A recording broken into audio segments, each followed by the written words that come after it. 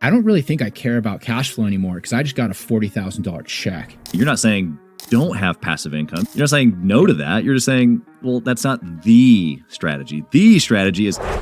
We've done about 400 off-market transactions since the middle of 2020. It comes out to about almost like a deal every business day for the last couple of years. There's been a couple of calls where you get and you're like, this does not happen in the everyday business. We had a seller get abducted from a closing by like a squatter that was living on the property, didn't want him to sell. I had a landlord and a tenant get into a fist fight at the property. But the crazy thing about that is they were both women in their 80s. And so it was like Jerry Springer style. Like, yeah. What's up, everybody? Welcome back to Gathering the Kings podcast. I'm your host, Chaz Wolfe. And today I've got a king on the stage who is in the real estate industry, Mike DeHaan, who is the owner and podcast host of Collecting Keys. Today on this show, we go through an incredible conversation as we discuss your mindset and how it's wrong on passive income and how it's flawed. We talk about cash flow myths. We talk about real estate horror stories. This episode is an absolute must-watch for any of you looking for the real deal on real estate investing or just how you can get started in real estate investing. Or maybe you just need a mindset boost around engineering the life that you really want. Make sure you subscribe and hit that like button for me. Drop a comment below. It helps us bring amazing guests like Mike back to the stage every single time. Enjoy the show. All right, Mike, welcome to the King stage. I appreciate you being here today. Welcome, welcome, welcome. Awesome. Yeah, thanks, Chaz. I really appreciate you having me on, and it's really nice to meet you. Yeah, man. This is going to be fun because I get to do these shows with a lot of great professionals, but not only have you developed a wonderful real estate investing business, I'll get to that here in a second, but you've got an incredible podcast as well. So we get to kind of rip back and forth here as kind of two fellow hosts, which is always fun. So tell us, Mike, what kind of business do you have first? And we'll start with that. Yeah, so I have a off-market real estate acquisition business, and there's a few different parts to that, but the core of it is that we focus on direct-to-seller real estate acquisitions, usually working with distressed or highly motivated sellers in some capacity, whether that's because of distressed property or financial situations or personal situations or complex legal situations. You know, I guess the little niche that we have in real estate isn't necessarily about the assets, but more about the opportunities that we can create by working with people that have these complex problems. Yeah. I love the solving people's problems kind of just notion to business in general. Typically when you solve big problems, big results come. What is that for you? Because you didn't say single family, you didn't say multifamily, you didn't say commercial. And I've done a little research on some of your content and it's a little bit all over, I think, right? So like, tell us why that is and maybe press into this complex of helping people with their situations. At its core, what we are is we're a marketing and sales business, right? But real estate's kind of the collateral that we use to get paid. And, the notion of you need to be like totally specialized in one kind of real estate, I think is a little bit of like a limiting view that people put on themselves, because if you understand kind of the fundamentals of just like most basic level of real estate values, you don't have to be like an absolute professional to make money with different kinds of assets. You kind of do if you're going to own them for the long term, which we do own a decent little portfolio, mostly of residential properties. But when you're doing this direct to seller marketing and you are conversing with a large range of people that have assets that they need to sell, you can find ways to monetize those in a very, very broad fashion, right? Whether that is through doing wholesaling via assignments, which is kind of like our core. You can flip properties that are relatively simply, you can set them up to do realtor referrals or like get paid referral fees by large buyers and large operators that are slightly different from assignments because they're usually more sophisticated. And if you can develop just like the ability to identify opportunity, you can usually monetize it. And so when I say we're a marketing and sales business, it's because we don't necessarily focus on how to like find the perfect asset, but when we find people that have these assets they need to part with, we try to figure out, well, how can we find somebody that this deal makes sense for so that we can monetize it one way or another. Yeah, I love that breakdown. I mean, really, the moving pieces there, the value that you're offering is what a lot of people do. It's like, hey, I've got this thing and I'm going to find somebody that needs this thing and I'm going to bring them together, right? I don't always have to make the thing. I don't always have to be the guy that needs the thing, but if I can just put these two people together, right?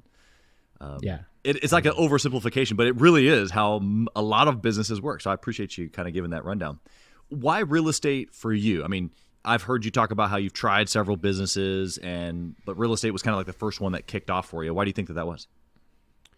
So I guess like my backstory a little bit with that is I didn't come from like a real estate background. I started my adult life like most people do. I went to college. I got an engineering degree. I was on like the W-2 path, and I was an engineer actually for 5 years.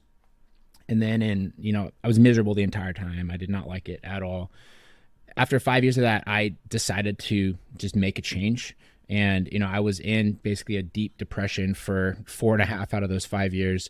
Wow. And one day I was driving to work and I was just in dead silence in the car. And I just like had this thought, and I called my wife and I was like, I think I need to quit my job. And she was like, well, would you be happier if you did that? And I said, yeah, probably. It's like, well, what are you going to do? I said, I don't know. And I went and I quit my job that day, and I didn't really have any plan or anything else. And all I knew was that I wanted to do something different. Mm-hmm. And by leaving that career, right, sort of jumping off the cliff and building the parachute on the way down, it forced me to start learning about business and wealth generation. And all I knew was that I wanted to have some level of control over my time and some upward momentum in my financial position that having a salary was not going to give me. And real estate came around mostly because it was such a reoccurring theme in every single business and wealth generation book. And so when I left, like literally I went from, making low six figures as somebody in my mid 20s to like making nothing. I was working in a gym and driving for Uber and doing like odd jobs on Facebook. And then the real estate stuff just seemed like a very tangible like move forward, because kind of talked about it. I didn't have like a major skill set that I needed to learn. Real estate's obviously an abundant resource, and there's so many different like networks and people in place that like want you to complete transactions that it was just an easy thing to sort of move into. I love it. It's from a bird's eye view. I've seen this very analytical person analyze, but completely jump off the cliff with no thought at all. So it's like, do you have like this split ability? When you say engineer, I just think of so many people that are just so process oriented. I even know of an engineer right now who recently just left, but it took like a lot to get him there, which is more typical of that maybe profile. But you have both. Like you jumped, but like on the way down, you were thinking, what works, what doesn't work, what's the system, what can I do? It's like you're super fast on the way down before you crashed, right? Like, is this kind of like a two split for you? A little bit. So like I was never the right archetype for an engineer. Like honestly, I went down that route because I was good at math when I was in high school, and when I started college, 2009, was right in the midst of the recession, and it was a job that I knew I was going to be able to get very easily and was going to have decent starting pay. And that's what mattered to me when I was 18, when they tell us to plan out the rest of our life, which doesn't make any sense, but that's what we do, right, in the United States. And so I sort of forced myself into that field. And then as I was in there, honestly, as an engineer, I would constantly struggle with the fact that I wasn't analytical enough. Okay. And what I would always be doing, my wife always sort of teases me about this, how I'm like a professional life hacker, is I would always be just looking for ways to make my job as an engineer as easy as possible without having to do as much work. And so the analytical systemization part of it, I guess, has always sort of forced me to have kind of like a high risk tolerance, because I was always like, well, I'm going to sort of risk it all, like risk my job to do this thing really simply, mostly because I just hated it and I was trying to make things easier. And then when I, jumped off the cliff to sort of figure stuff out, I knew sort of how to solve complex problems because I had forced myself to do that through my engineering career. And so I knew that if I just like worked for long enough, things would eventually come together in some way. Right. But honestly, like it was slightly out of desperation because I was just in such a bad spot mentally that I needed to make a change or it was going to be a problem. Yeah.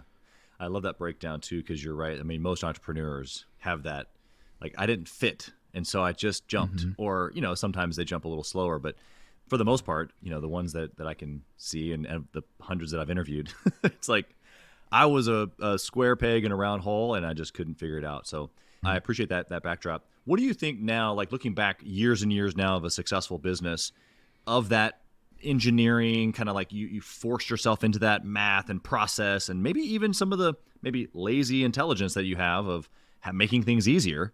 How has that helped you specifically in your business and maybe just in wealth generation? Yeah. So like a lot of the small things that people tend to spend a lot of time on, mostly around like marketing systems or trying to configure their software platforms, or, the back end side of stuff that people spend a lot on.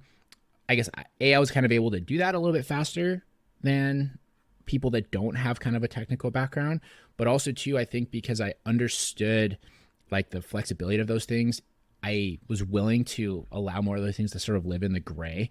And so when I was starting out, you always hear people like, there's whole brands about this, about like how you need to just take action, you stop overthinking and do all these things. I guess I kind of naturally had that, and I still do. And I've always been like an action first and then, plan things out later kind of person, which has just been emphasized even more since I walked away from my career. Right. To the point that like, even now, like with my wife or my friends, if I like bring up an idea about something that I would like to do, or like, a trip or something we're going to go, my wife already knows that I've actually already booked it. And I'm just telling her about it right now. Like we're already done. And I don't even know what we're going to do when we get to Central America, but we're going and we'll figure it out at the airport. Right. Like that's just kind of my mentality. And I guess that the fact that I'm confident with solving complex problems, I'm willing to sort of like put the cart before the horse a little bit, just knowing that things will catch up and not necessarily be stressed about it. Yeah. What do you think that that's done for her and or your marriage? Because that could be a recipe for disaster, but it hasn't been, or. Yeah. No, it's not. I'm very fortunate in the way that, my wife is like low key. Like I am definitely like the driver, and she is, happy to be along for the ride. And she's an artist, so she's like an artist personality, where I'm definitely like the high D on the disc profile. Sure. And so, it actually works out pretty easily. Yeah, I'm going to take it as long as you just give her just maybe a little bit of notice on Central America, maybe like a day, just pack a bag, maybe. Yeah, well, we always got to plan out because, we got to figure out what we're going to do with the pets. And that's always a thing is, we got to make sure the dog sitter is able to take the dog, and someone's going to be able to come in and they feed the cat and all those sort of things. But outside of that, we're generally pretty flexible. So that's funny. It makes me think of I think it was our 4th wedding anniversary. Julie and I have been married for 16 years this year, coming up in May. Nice. And so 8 years ago, 4 years in, I surprised her. I call her. Actually, it was in front of my sales team at the time because I wanted them to see her reaction. And so I said, hey, it was like Tuesday morning. Hey, calling you from work. She's like, what's going on? Everything okay? I'm like, yeah, tomorrow we're going to Mexico. Pack your bag today. She's like, wait, what? So it was kind of fun like that. But we have 4 kids now, and like 30-something chickens and some cats and dogs. And to your point, like 0 chance that's working. So we've got the family mastermind that we do with all the families, part of our community, and some others that come out. And so that's like well in advance. We got everything lined out. It looks a little different when the family grows a little bit. So yeah, I bet. Yeah. Let's keep this vein of just creative thinking and doing things a little different. You kind of have a thing right now, like a little itch that you've been scratching around passive income and some limiting beliefs. You say you think about it differently than most. What is passive income to you, and how do you think about it? Yeah, so this is something I've been talking about a lot on different shows and on social media. And I guess my sort of hot take when it comes to passive income and financial freedom is that people use their, I would say like their goal, these like financial freedom numbers or the passive income numbers, as an excuse to not take like big risks or do things that are actually hard. And give us an example of what that looks like. Yeah, or what you've seen. So like all the time you see people that are saying like, I cannot leave, and this would be like a high earning W-2 employee that has money in the bank, and they are saying like, I cannot risk anything in business or leaving my W-2 until I have enough passive income to replace my W-2 income. And I'm like, well, you make $200,000 a year. It's going to take a shit ton of properties. I don't know if I can swear in here. Sorry. It's going to take a ton of properties to replace that, right? And I know you've been doing this career for 15 years. You must have some savings. I know you have a 401k. Why on earth, if you really are motivated to leave your career, spend time with your family and your friends and travel and do all these things, do you honestly need to get past the incredible feat of getting $200,000 a year in passive income? When if those things were actually important to you, you would leave right now and figure it out. Okay. You already have a job where you're making real money. The worst case is you can always go back and do that again. Right. But with any sort of level of drive, you should be able to just take the leap, live off your savings a little bit if you have to. You probably have enough to live for 6, 8, 12, 24 months. But like they're just not willing to do that because they're fascinated by this thought and like the comfort of having regular monthly money come into their bank account, which is not honestly needed to live a, successful or fruitful life. It's interesting that you say that because, well, first off, you're spot on. And really the person that you're talking about is not willing to be a quote unquote entrepreneur. An entrepreneur is someone who's willing to take a risk that's maybe not going to work out, for layman's terms. Okay, so that's not a real entrepreneur, but they see value in creatively creating more income or passive income, maybe an investment strategy for their retirement. Like they're just thinking about it differently. But I am curious because, $200,000 like that automatically puts somebody in the top probably 10, maybe even 5% income earners in America. And so the way I see it is that person who's making, 150, 200, 300,000, they just aren't willing to lower their lifestyle for a period of 6 months, a year, 2 years, 5 years, right? Would you agree with that? Yeah, I think that's a big part of it. And I also think that people, like if we're being completely honest, they get into those sort of roles. They come from a position where they've never had to like live a simplistic lifestyle or, they've gone through school. They've always had a very linear path, and having something that feels a little bit more turbulent is very uncomfortable to them. Totally. And the comfort is really what they're desire, right? They say what they want is financial freedom, and they want to be able to do, all these different things in their life. But like in order to have that, you kind of have to give up comfort, right? And that's something that I don't think most people realize. Like their view of financial freedom is I just have money that just lands in my inbox and I can go and, sit on the beach and drink margaritas or go to the park with my kids on a random Tuesday afternoon or whatever, which is true to an extent. But everyone that has built any sort of like passive portfolio or built any sort of business that they're able to pull real money off of, they know that in order to get that, you have to have either a very turbulent time to get to that, or you're going to have turbulence during that process of just maintaining that passive income, right? Like even if it's a real estate portfolio, everyone knows it's not truly passive, right? You always are going to have things that go up. You're going to have months where you make way less money than you do in other months. If you have a business, you're going to have like that key hire that quits. You're going to have a issue with one of your vendors that's going to affect things. And that's kind of part of it. And I don't think people that are fully bought into like the passive income sort of, I don't want to say like myth, because it's definitely a real thing, but are bought into that view, they fully understand what it actually takes to get there. And how honestly, I don't think that's possible if you kind of have 1 foot in, 1 foot out. Yeah, I think that's the crux that you're leaning on, going, look, man, if this is really what you want, no matter kind of how it exists, whether it's truly passive or a little bit turbulent, if that's what you're saying that you want, money that comes in fairly automatically, fairly regularly with little or no effort, okay, well, it's going to take some effort. And I think this is just the value. I mean, as an engineer, you could probably break this down in a professional way as opposed to the uneducated Chaz over here. But I just see it input, output. Like at some point, whether it's passive income or a big business, like the result that you're looking for takes a formula. Whatever that formula is, there's a part of that that's time and work. And so it's almost like they're trying to skip over that to be able to get to the thing. Yeah. But because they don't really want to do that, they're just going to stay in their comfortable place, which is the job, which it gives them this false regular piece. But they could lose their job tomorrow. You and I both know that. And they're not calculating it happens all the time. Yeah, right? Like, especially if you work in tech or some of these different things, like you have these people that were making $250,000 a year that thought that their lives were set, that were living at the max end of their means. And they showed up a ton over the past 12 months, right? They showed up one day and they're like, cool, you no longer work here anymore. Bye. And not only that, but none of those other companies, none of the other tech companies want those people because they're all doing the same freaking thing. Yeah. And if you don't have any sort of control of your own situation, like you're always at risk. And I guess just for context for people too, like when I left my W-2, me and my wife's income, it dropped by about 75%. Okay. So it's not like my wife was like a dentist where she was making $250,000 a year and like we were still just like living within, our sort of very comfortable lifestyle. But we went from making, I guess you're making probably about 160 grand a year as like a household, mid-20s. We were very comfortable. And we went from making basically $40,000 a year, which is what my wife made at that point. And we had to go from going out to restaurants, being able to travel, being able to do whatever we wanted to do, to counting coupons, doing free activities. Like if there was some place we wanted to try something we wanted to do, we'd be looking for like a Groupon for it, right? Like that's what we had to do.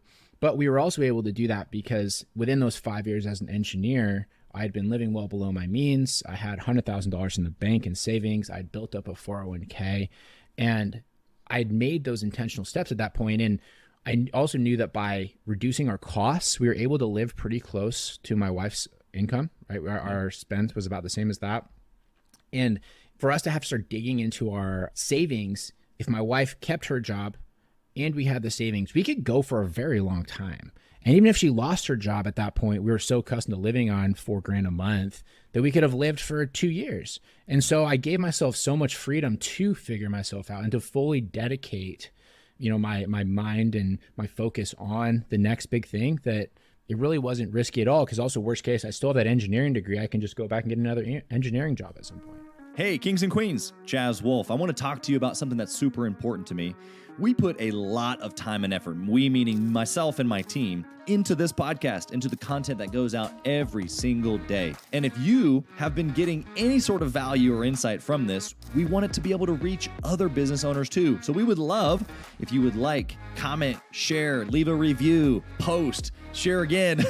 All of the things on social media, on all the different platforms, or even on the podcast mediums of Apple and Spotify. We would love to be able to get our content into more hands, more entrepreneurs, so they can grow their business as quick as possible. Together, we are building a community of like-minded entrepreneurs who are committed to growing their businesses to new heights. So let's do this. Let's help each other grow. Yep. Yeah. It's so true. And your story aligns with mine. I wasn't an engineer, not nearly smart enough for that, but I was a great sales guy. And same thing, I left my very lucrative 6-figure career to open up our first business. My wife had her job, and so we had always done the same thing that you did, just very keen on paying attention. We still do it today. We still, on a weekly basis, have a handwritten tracking of our expenses and monthly budgeting, because there's power in writing it down and doing it together. We're on the same page. We're not overspending on anything, because we know that there's value in doing the next deal, whatever that is, whether that's investing in a business or investing in a piece of property. And we both also know that truly, unless I'm going to go invest with one of my contacts and their fund, it's not passive. So I can call it passive because it's kind of, but you get what I'm saying. So the message here for the listener, I mean, they're an entrepreneur possibly. They've already left their job. But what I'm hearing you say is, don't overthink it. Don't be average. Don't make wrong choices, even in the money that you are making. Find out what you really want and go for it. Is there more to the story there that you want to add? I mean, fundamentally, it's like don't be afraid of the work, right? And don't be afraid of the fact that you will have to spend a lot of time doing things, making less than you probably feel like you're worth, right? And there's always just shooting towards the goal and the hope that you will have asymmetrical upside when things come together. Right. And the thing is that you can fully control is your own effort to things, your own way that you respond to challenges. And I guess the other thing too is be honest with yourself, because honestly, a lot of people aren't cut out to be entrepreneurs, and that's okay. Just understand that people that go and get into entrepreneurship will probably make more money and will have more financial freedom than you if they're successful, but they're also less likely to be successful. Okay. And there's this, entrepreneurship is so romanticized right now. Oh, yeah. And I would guarantee you, even though there's like this huge thing with all these W-2 people that are really depressed and in bad mental spots, I absolutely can guarantee that the percentage of entrepreneurs who are even in worse mental space and even more depressed is much higher, right? Like honestly, because we work incredibly long hours, the income fluctuates incredibly, there's a ton of people that fail. And that's just part of the gig. But it's about building that development process, learning from your mistakes, and just doing it for long enough that you will eventually be successful. And a lot of people just don't have that. And I think that that's something that they should realize and be okay with. Yeah. It's interesting that you use the kind of comparison between the entrepreneur and the W-2, because you and I both know, and I know you don't talk about it a whole bunch kind of or on the front end of things, but you have coaching programs, you have a community for people who want to learn to do what you do. And so I just want to give a little plug there. But the community piece of what you do is exactly what Gathering the Kings is about. And so I've done the research on the fact that 71% of entrepreneurs have some level of mental stress dysfunction. There's different ways to say that, but there's stress and overwhelm probably that's leading people to either not be healthy in their bodies, of course, in their mind, but then bad results. Like obviously the worst case scenario would maybe be even suicide. And so it's like there's a lot of that happening in entrepreneurship. And so Gathering the Kings exists very similar to your community, where it's like, hey, look, like you don't have to do this alone. Whether you're cut out for this like naturally and you're kind of crazy like I am or like you are or not, either way, having the support of others around you is key to solving that problem. So if you will, just talk about your community for a second before we hit the record button. You were telling me about some calls that you do and just the joy that brings you, but talk about how you're helping these people. Yeah. So with the real estate side of business, the biggest thing that people tend to struggle with is like how exactly they build out a pipeline of like good opportunities, right? And good investment opportunities and deals. And how do they like truly monetize things that are sort of outside their box? And so our community is called Scale. And our whole brand with the Collecting Keys podcast is we teach people how to make massive income, not just passive income through the real estate investing business. Because, that's the other thing too, right? Is going back to that financial freedom piece. I really firmly believe that it is easier to make $1 million than it is to replace like a high paying W-2 with passive income, like honestly. And in order to really replace most high paying W-2s, you need to make a heck of a lot more than $1 million. So you might as well just learn to make real money and it'll go a lot faster. And so, with my business, we've been able to be very successful. We've done about 400 off-market transactions since the middle of 2020. So as of right now, it's in the past about 3.5 years. It comes out to about almost like a deal every business day for the last couple of years. We're able to do that because we focus on building that pipeline and learning to bring value to sellers and identifying those different opportunities. So what we do with Scale is we take people that want to buy more properties, they want to generate more wealth, and we focus on how exactly to get people calling you, how to run a sales process, how to truly analyze the different sort of exit strategies and things that are out there, whether that's a wholesale assignment, flipping the property, doing a subject to, doing innovation, whatever that looks like, and being able to be like the all comprehensive toolbox in your business to monetize every single opportunity that comes through, so you're not just leaving a bunch of money on the table. Yeah. Do you find a lot of real estate investors that come to you are kind of like the one-legged flamingo that we were talking about, is they only do this one or that, right? Mm-hmm. Always. And in fact, I have the same story with pretty much every single person that applies for Scale, where they come in and usually they're in some sort of like W-2 position that they're unhappy with. And they are almost always like, I've done 1 or 2 properties. My goal is they always say, I don't really want to wholesale. I don't want to flip. What I want is to just buy enough rentals to have enough cash flow to be able to leave my W-2. And what I tell them is like, that's awesome. What we're going to be able to do is help you get a pipeline, and you're going to be able to buy a lot of discounted properties that way, which is going to be great. But I can also tell you right now, because I have the same conversation with everybody, about 3 months in, you're going to have more deals than you know how to buy. You're going to wholesale one of these, and you're going to make probably similar to a couple months or more of pay that you just make. And you're going to be like, I don't really think I care about cash flow anymore because I just got a $40,000 check, right? And it's going to completely change your mindset. And then what I tell people is like, if that doesn't sound interesting to you, then we're probably not the best fit. But if that's something that you want to explore, then you should definitely come check it out, because that is really what we focus on at the end of the day. I think that, in the business world, or at least in my story, it was sales, make as much money as possible, throw it into real estate, which is in essence what you're saying. You're not saying don't have passive income. You said you have a portfolio.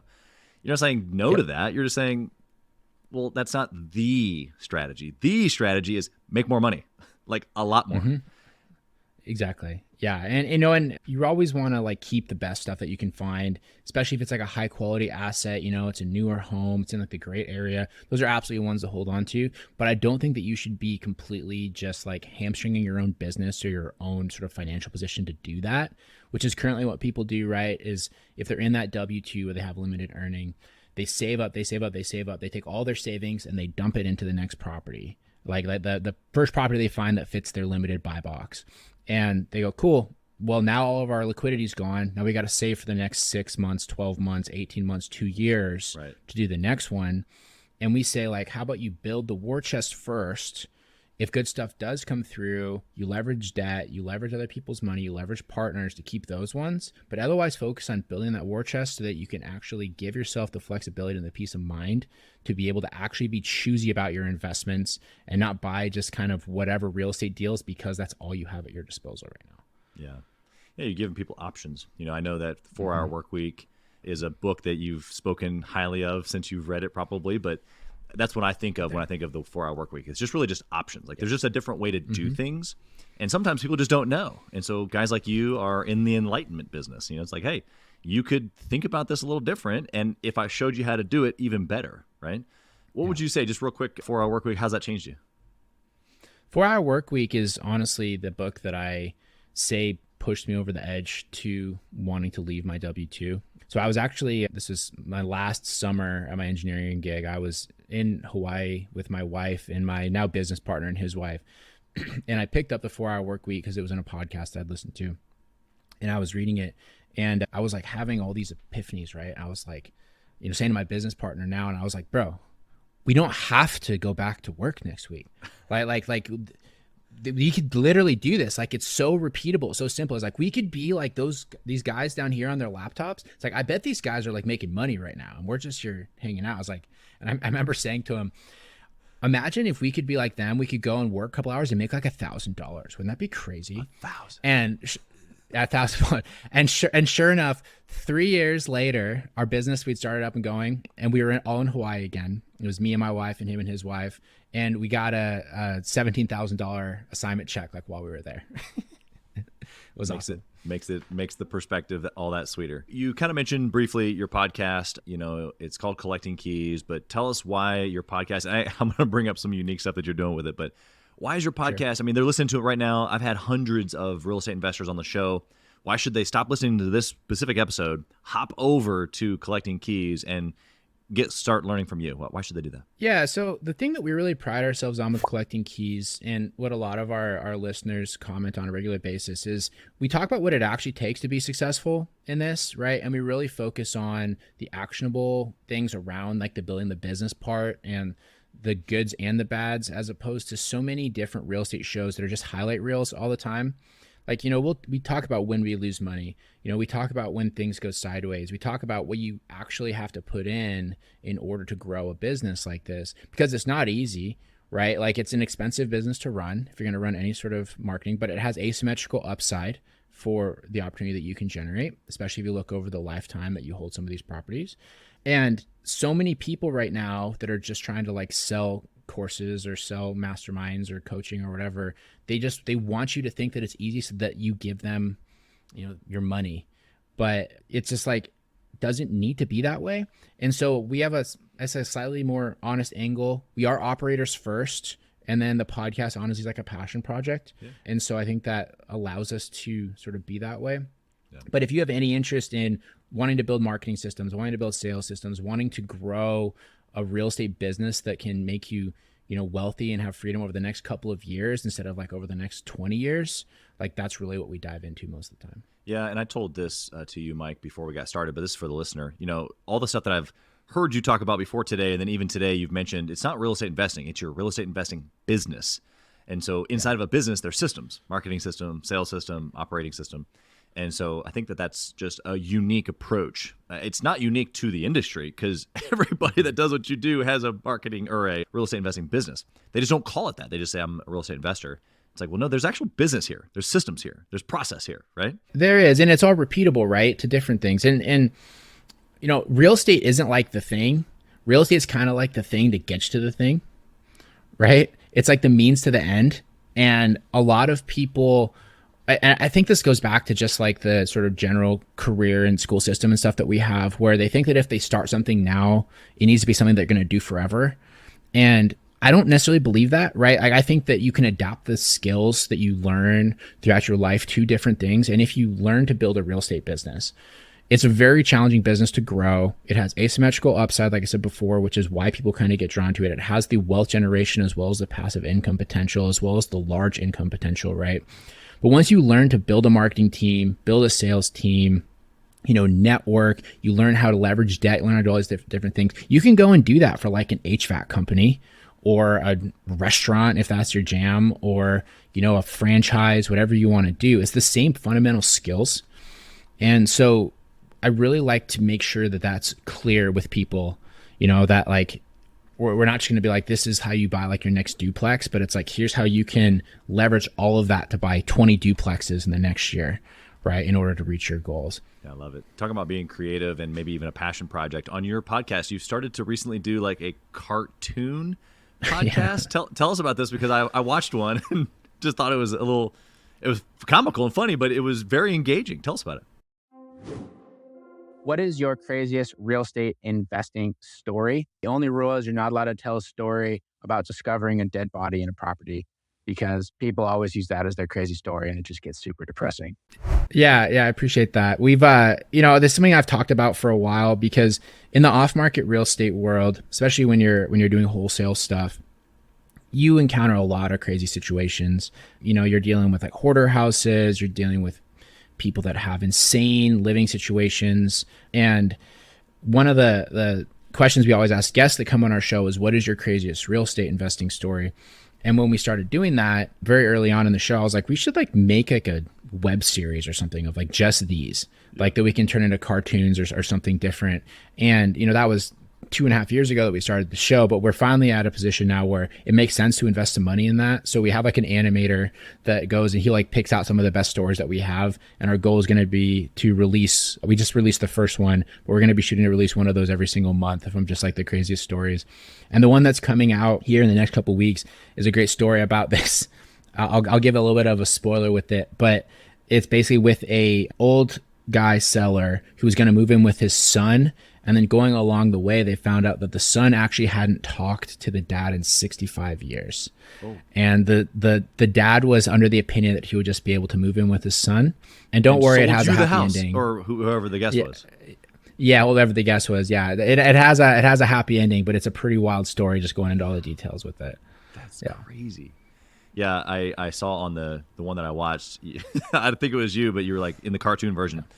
What's your worst story? And don't tell me about some dead guy that you found, because everybody has one of those. And it's like, some people might, listening right now, they have the HVAC company and they're going, wait a second, there's dead people in real estate?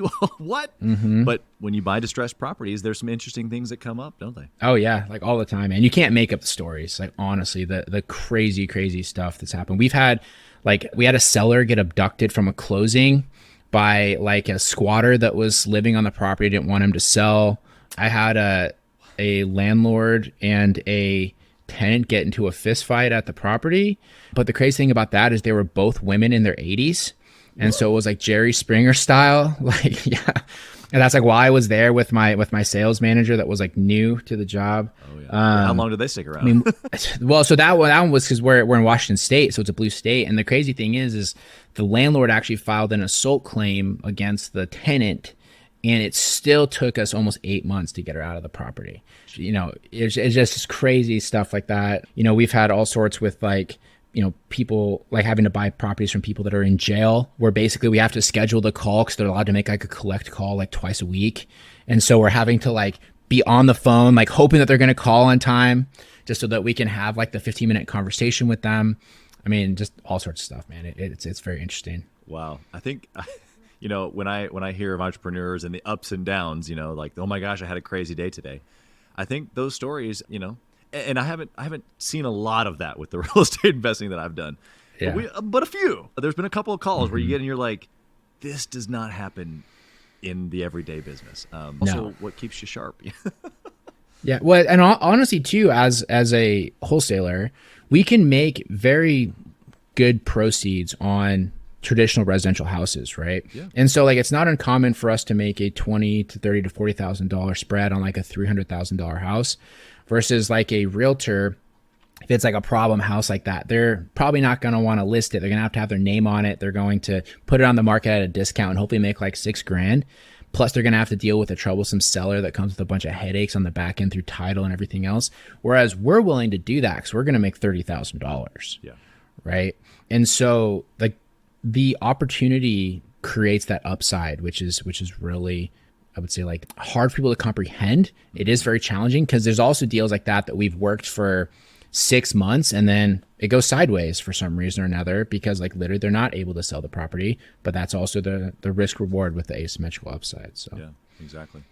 How can the listener find you? I mean, they're drawn to maybe just the way that you think differently about passive income. Maybe they want to join your community and learn more about real estate investing, or maybe making these massive gains as opposed to just passive income. How can they find you? Yeah, so the Collecting Keys podcast is, if you like more long form content from me, that's the best place to find it. You can find it anywhere that podcasts are posted. If you want to reach out to me directly, the best way is on Instagram, just at Mike_invests. I've really been putting a lot of time into building some more content out over there. You know, we were talking about this earlier, the creative social media stuff is so hard. Like it, especially as kind of like an introverted person, it takes a lot, but we've got some good educational stuff going on over there. And then if you were interested in scale, collectingkeys.com/scale has a breakdown of what all that offers for you. And you can see a little highlight video of the last in-person retreat that we did. That was really, really awesome. Love it. Love it. Well, we'll put on that show notes for you, for the listener. And I hope that they take you up on some of those ways to be able to connect with you. You definitely are not the typical real estate investor, and I have enjoyed the conversation. Look forward to actually some future conversations around that passive income a little bit more. I think that you and I have some agitation of thought to do there. I've appreciated the way that you think. So thank you for being here. Blessings to you and all the people that you're going to help here in 2024. Thank you. Awesome. Thanks, Chaz. Thank you for listening to Gathering the Kings today. I hope that you were able to pull out a few nuggets to go apply into your business right away. More importantly, though, I hope that you're realizing that it takes more to be successful than just being by yourself, doing it all on your own, carrying the weight all by yourself. What I have realized, not only in my own journey from multiple businesses and multiple different industries, and now interviewing over 200 or 300 other very successful 7, 8, and 9-figure business owners, is that it's tough to do it alone. And so Gathering the Kings exists to bring together successful entrepreneurs. In fact, we are putting together 1,000 kings, specifically who are grateful but not done. We're intentionally assembling kings who fight tooth and nail for their business, family, and communities. And here's what we believe, that in the pursuit of excellence in those areas, that it ignites within us the responsibility to govern power and forge a lasting legacy. So if that relates and resonates with you, and you know that you need people around you, sharp, qualified, other very successful business owners, I want you to go to gatheringthekings.com. I want you to take a look at what we're doing and see if it makes sense for you to be part of our pursuit to 1,000 kings. Talk soon.